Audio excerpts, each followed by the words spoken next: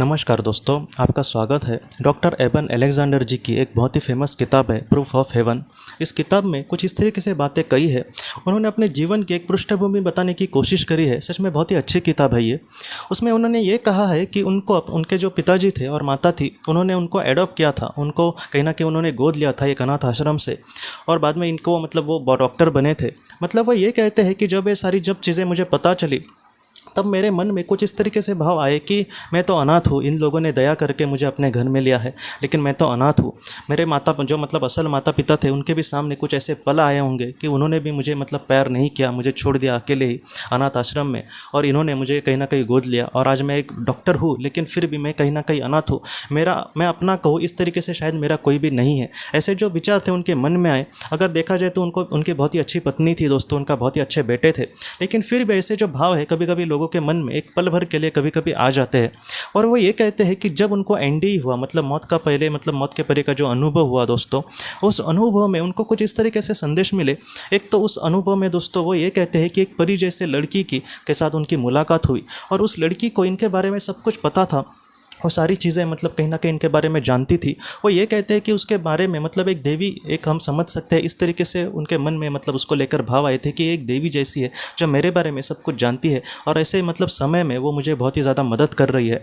उस भाव में दोस्तों उस लड़की ने उनको जो महत्वपूर्ण संदेश दिए थे, उसमें एक संदेश ये था दोस्तों कि तुम पर बहुत ही अच्छे से प्यार किया जा रहा है। तुम्हारे हाथों से कभी भी कुछ भी बुरा नहीं होगा, क्योंकि तुम्हें उस तरीके से उस मर्यादा में कहीं ना कहीं संभाला जा रहा है। तुम पर प्यार की जो वर्षा है वो कहीं ना कहीं की जा रही है।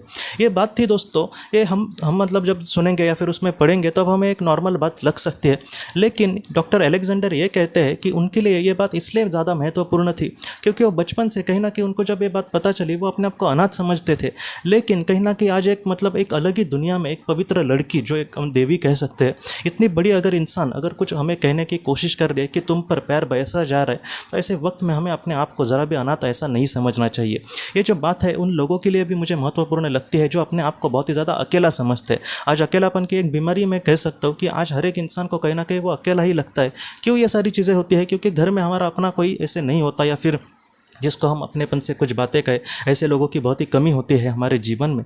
लेकिन ऐसे वक्त में भी आप अपने आप को ज़रा भी अकेला मत समझना, क्योंकि उस दुनिया में हम अकेले नहीं होंगे। हमसे सच्चा प्यार करने वाले लोग वहाँ पर हमारे साथ होंगे। जैसे पृथ्वी पर हमसे हंस हंस के बात करने वाले बहुत होंगे, लेकिन सच्चे दिल से हमारा कुछ अच्छा चाहने वाले या फिर हमारा दुख दूर करने वाले ऐसे बहुत कम लोग शायद हो सकते हैं। लेकिन उस दुनिया में ऐसा कोई बनावटी प्यार आप पर नहीं करेगा। जहाँ जो भी होगा वो सच्ची होगा, और जो भी होगा वो पूरी तरीके से पवित्र होगा, वो पूरी तरीके से प्योर होगा, वो पूरी तरीके से शुद्ध होगा।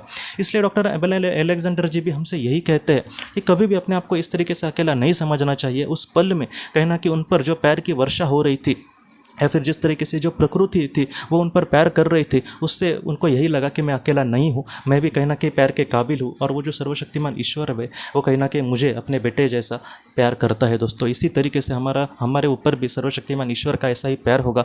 आज जीवन में कहीं ना कहीं एक संघर्ष करके हमें आगे बढ़ना होता है, इसलिए हमारे जीवन में दुख आते हैं, लेकिन आप भी अपने आप को कभी भी अकेला मत समझना। जो ईश्वर है उस दुनिया में हमें बहुत ही ज़्यादा प्यार करते होंगे, और उनके साथ हम उस दुनिया में बहुत ही प्यार से हमारे अपने लोगों के साथ ज़रूर रह पाएंगे दोस्तों।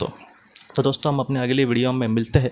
आप अपने परिवार का ख्याल रखना। आपका बहुत बहुत धन्यवाद।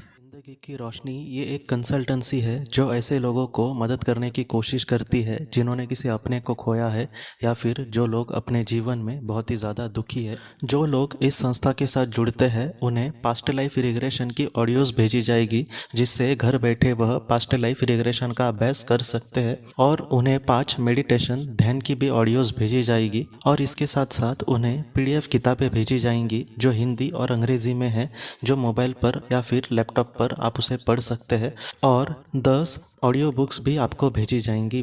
तो दोस्तों, अगर आप इस संस्था के साथ जुड़ना चाहते हैं तो कृपया इस नंबर पे व्हाट्सएप मैसेज करें। आपका बहुत बहुत धन्यवाद।